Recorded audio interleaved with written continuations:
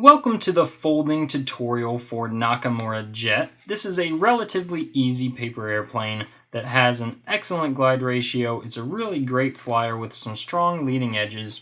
And you can see that when you flip this over, it's got this nice locking mechanism that holds all the layers together. So this plane isn't going to come unfolded at all during flight. That's part of what helps it to be aerodynamic and to fly really well. So let's see it in flight, and then I'll teach you guys how to fold it.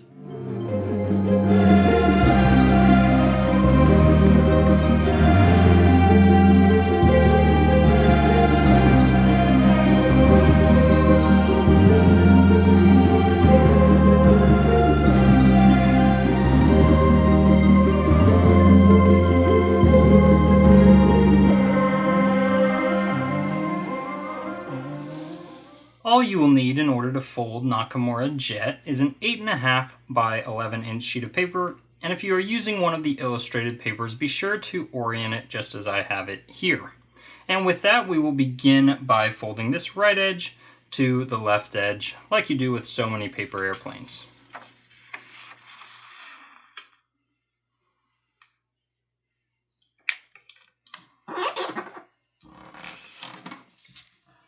And once I've done that, I will be sure to reorient the paper just as I had it before.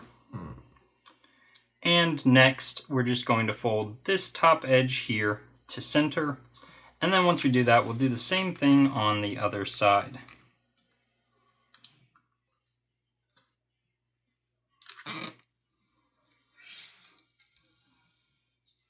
Okay.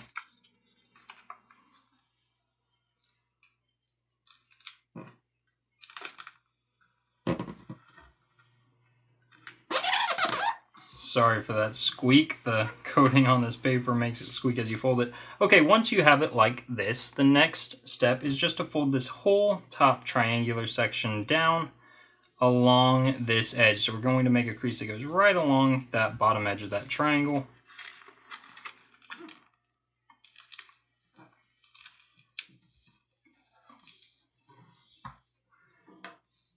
And our plane should now look like this. And while we have it, we're just going to fold this point up to the top there. Try to land this point on your center crease.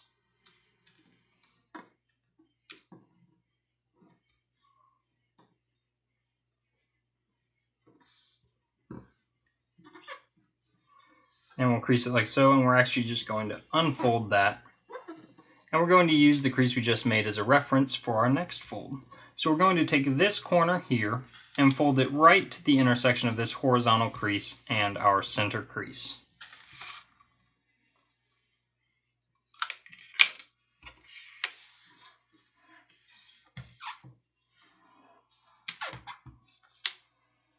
Okay, and next we're just going to make this side match our other side.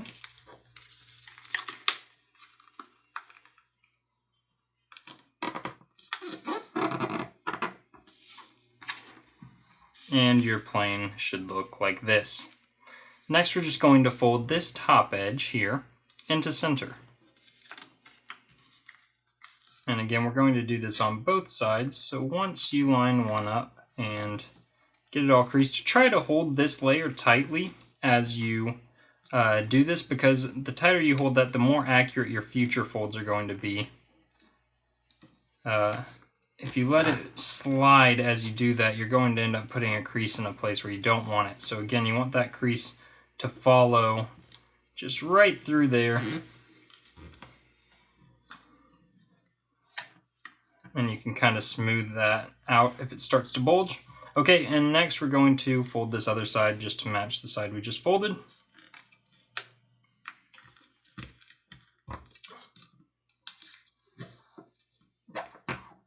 Okay, and again, I'm just going to smooth that bulge out slightly.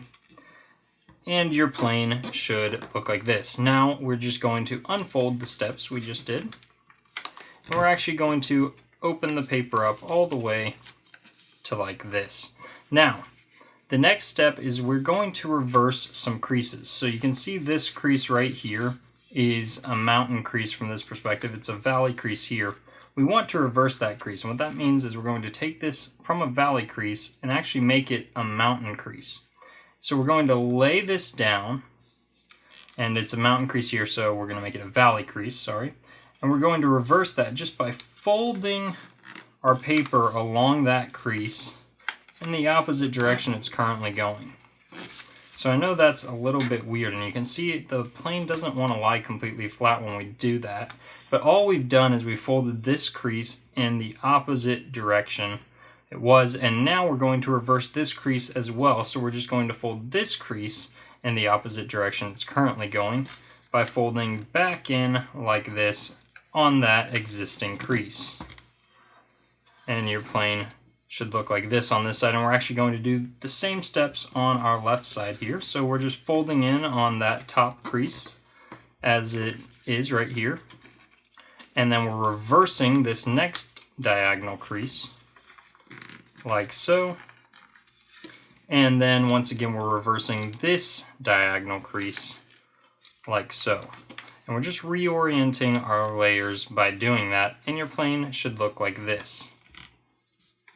So now we're going to take, you can see we have this crease here, we're going to actually just fold on that crease. We're going to pull this open like so, and we'll pull this side open like so, and your plane should now look like this.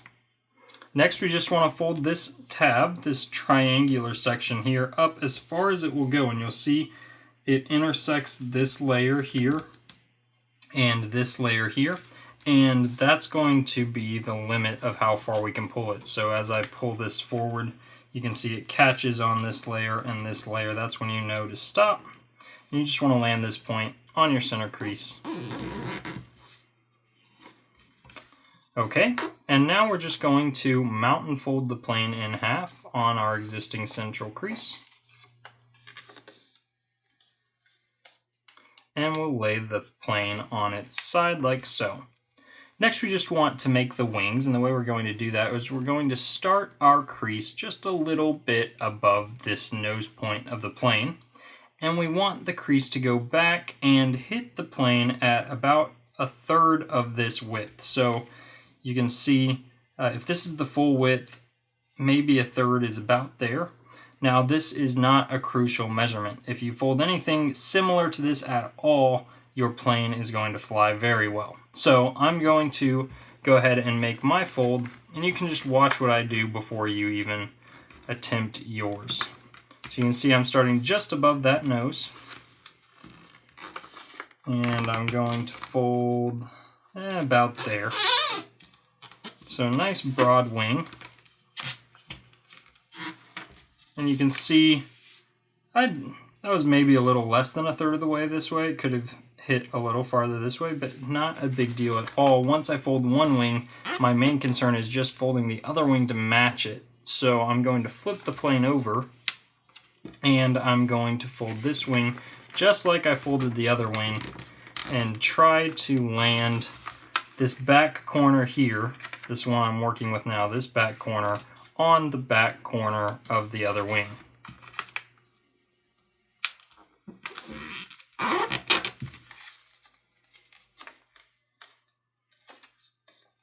And you can see I have a finished Nakamura Jet, and it looks great. This plane flies excellently as well. Now, if you find that it nosedives at all, you can just feel free to bend the back edges of the wings up just slightly, and I don't think you should have any problem with this.